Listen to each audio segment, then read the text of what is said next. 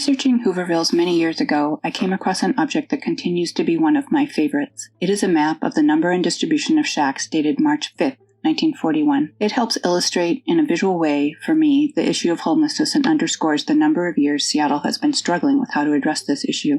The map was part of Comptroller File 169237 from the Housing Authority. The file included a letter to City Council on the shack problem, a report summarizing location and issues, the number of shacks by census number, a report on the physical condition of shacks including cooking, lighting, and plumbing facilities, as well as race of occupants, and rental value, as well as this map, which caught my attention immediately. The letter from the Housing Authority to City Council emphasized that none of the present occupants of shacks should be forced to vacate, but that all vacant shacks should be demolished.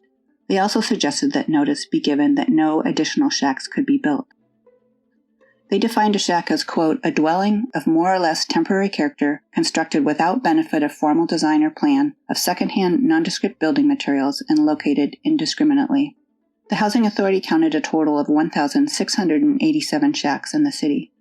A shack elimination committee was named by the City Council Public Safety Committee after the Housing Authority's report was submitted. Committee members included the Commissioner of Health, the Superintendent of Buildings, the Chief of Police, and the Chief of the Fire Department. The committee reported back to Council in April 1941 that they had inspected 5 areas: the west side of Beacon Hill, Louisville, which was between Airport Way, 6th Avenue South, Massachusetts Street, and Holgate, areas along both sides of 6th Avenue South, between Holgate and Dakota, Hooverville and Alaskan Way, and Inner Bay, near the garbage fill. Other groups of shacks, such as along the Duwamish and near Smith Cove, were not included in the study because buildings in those areas had existed for many years and were owned and occupied by fishermen and other part-time workmen who had a small annual income. Some of these areas, including Hooverville, had existed since the early 1930s. On April 1941, a Seattle Times article reported on the burning of shacks at Seattle's Hooverville on the waterfront, describing the port tractor destroying structures and pushing them into a big bonfire. The property was needed for the defense program. A black member of Hooverville, two-named Dave Gren, owned a Nickelodeon or jukebox, the reporter wrote, and as the bulldozer continued smashing the shacks, tiny strains of St. Louis blues rang out defiantly. The Housing Authority wrote to City Council again on May 9, 1941, expressing concern that the vacating of shacks was going to be accelerated and that services would not be available to shack dwellers who wanted relocation assistance.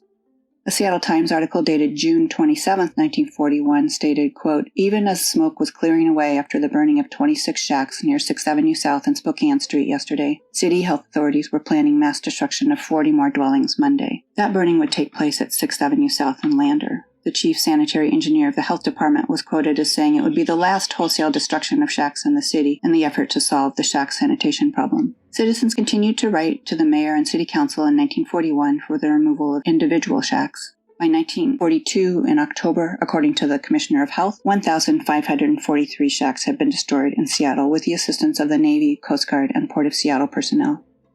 For more information, please see SMA's digital document library, Hoovervilles in Seattle.